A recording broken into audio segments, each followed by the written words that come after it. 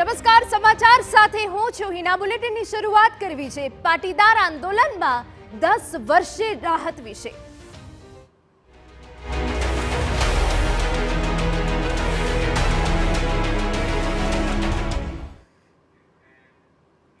પાટીદાર આંદોલન અંગે થયેલા કેસોને લઈ મહત્વના સમાચાર.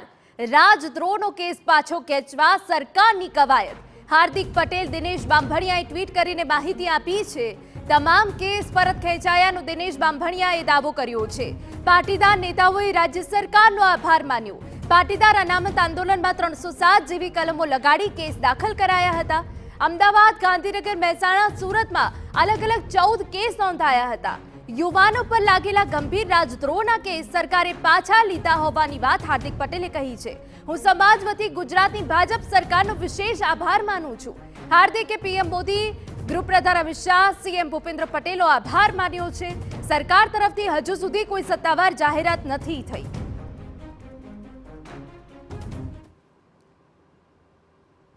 માનનીય ભૂપેન્દ્રભાઈની સરકારે જે આંદોલન દરમિયાન રાજદ્રોહ સહિતના જે કેસો હતા એવા 14 કેસો પાછા ખેંચવાનો હાલ નિર્ણય કર્યો છે. એટલે આજે પુનઃ એકવાર ધાંગધ્રા મારા માટે સુકન્યાળ સાબિત થયું છે. અને એની અંદર એ કેસોમાં લગભગ કલોલ, મહેસાણા, સુરત અને અમદાવાદ એવા લગભગ 14 કેસો છે અને લગભગ 30 થી 35 યુવાનોને આ કેસ પાછા ખેંચાવાના કારણે લાભ થશે. અને આંદોલનના કારણે જે બિન અનામત આયોગ, નિગમ બન્યું, 1000 કરોડ યુવા સ્વાવલંબન યોજના બની અને 10% આર્થિક ધોરણે અનામતનો પણ લાભ મળ્યો. એટલે હું માન્ય રાજ્ય સરકારનો અને કેન્દ્ર સરકારનો વિશેષ આભાર પણ વ્યક્ત કરું છું. છેલ્લા ઘણા સમયથી આ માંગણી હતી અને આનંદીબેન પટેલની સરકાર વખતે જે કેસો પરત ખેંચાય એ સિવાય એ વખતના જે ગંભીર કેસો હતા 2017 પહેલાના એની કેટેગરીના કેસો છે કે જેનો વર્તમાન સરકારે 14 જેવા કેસોને પરત ખેંચવાનો નિર્ણય ગઈકાલે લીધો છે. અને ટૂંક સમયમાં જ સત્તાવાર મંત્રાલય તરફથી અથવા તો સીએમઓ દ્વારા એની સત્તાવાર જાહેરાત કરવામાં આવશે.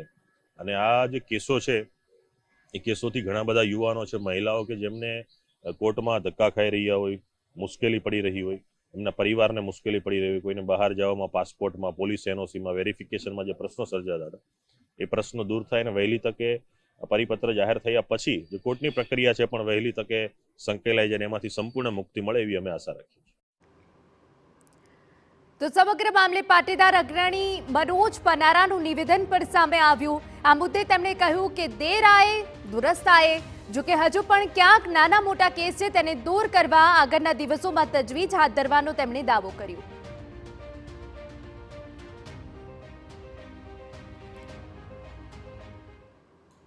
ખૂબ સારી બાબત છે કે દેર આયે દસ્તુર આયે. જે રીતે રાજ્ય સરકારે એ સમયે દમનનો કોયડો પાટીદાર યુવાનો ઉપર વીંઝ્યો હતો અને અમારા પાટીદાર યુવાનોને ગોળીએ વીંધ્યા હતા. અમારા પાટીદાર યુવાનો ઉપર રાજદ્રોહથી માંડીને અનેક પ્રકારની કલમોના કેસ દાખલ કર્યા હતા. એન કેન પ્રકારે આંદોલન તોડવા માટેનો જે સરકારનો પ્રયત્ન હતો એમાંનો એક પ્રયત્ન એટલે રાજદ્રોહમાં અનેક યુવાનોને ધકેલી દેવા. કારણ કે અંતે તો સરકારે પોતાનું થૂકેલું ચાટવું પડ્યું છે. એટલે આ પ્રકારની નીતિ રાખ્યા વગર સરકારે કલ્યાણકારી નીતિ પ્રજા માટે રાખવી જોઈએ એવું મારું માનવું છે.